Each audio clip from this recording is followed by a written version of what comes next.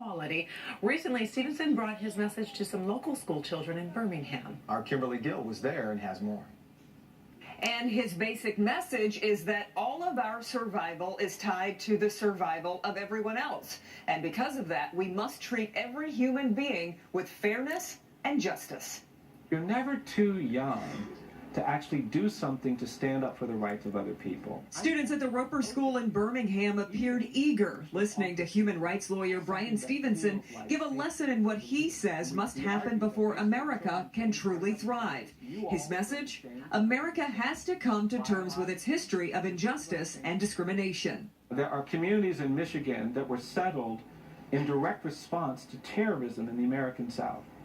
And most of us haven't talked about that. Stevenson is the founder of the Equal Justice Initiative. It's a national organization dedicated to representing death row inmates and creating a more equitable criminal justice system. The Harvard-educated lawyer has also written a book called Just Mercy, a story of justice and redemption. He says simply punishing the broken only ensures that they remain broken, and in return, we remain broken too. And we call people murderers, and we call people drug dealers, and we call people these, and we react to that act rather than that person. And I think we do a disservice to what it means to be fully human to do that to other people. The Equal Justice Initiative believes racial bias remains a serious problem and is a direct and lasting legacy of American slavery, which he says did not end in 1865, but has rather evolved into mass incarceration. And in the international context, we realize that when we're dealing with a refugee community, there are needs that have to be addressed. You've got to deal with that trauma, and we didn't do that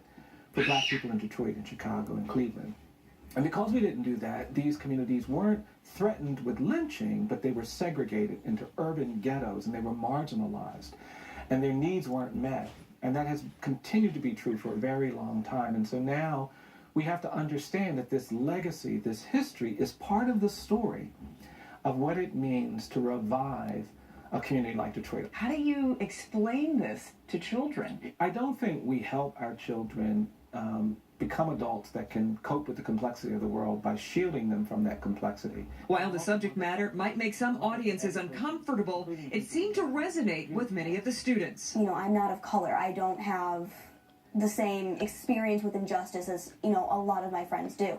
However, I am very passionate about this, and I think, you know, I am of the belief that the only real way to make a change is to eliminate this discrimination. You know, I'm Jewish, so I've grown up with the cultural knowledge of the Holocaust and the centuries of persecution, and I think that's why I care so much about justice. It's kind of taxing to realize that, you know, you're always being watched, it seems, and when you can be taken advantage of in the court system, it's something that you have to keep in mind. Stevenson was in town to accept the Golden Apple Award at the Roper School in Birmingham. The Equal Justice Initiative is in the process of building a museum and a national memorial that will take a closer look at African American history. Both will be in Montgomery, Alabama.